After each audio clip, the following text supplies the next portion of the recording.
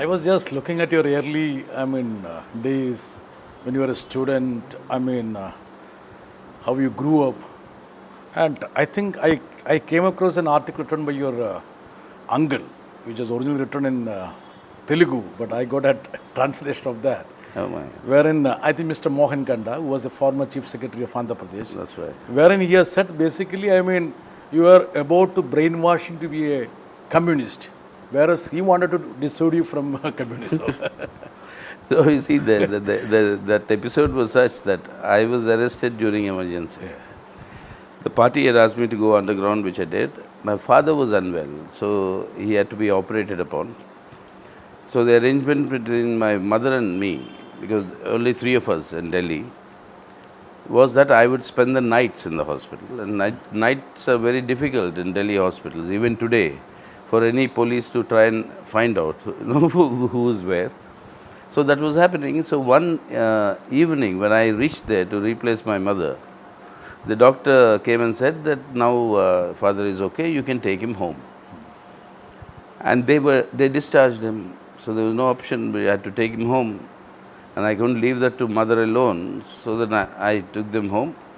And it was rather late in the night, so I thought I'll sleep at home and then leave early morning. That was the first night I slept after emergency was declared at home. I'd never been there. That morning at 4 o'clock, I was picked up. Then there was some The charge was bank robbery or something like that. I don't know what the charge was.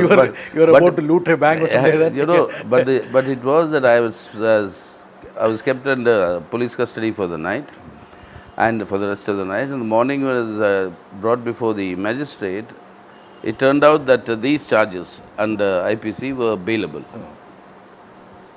So then I got the message from the party saying, if you get the bail, take it. Naturally. So take it and go underground for some time.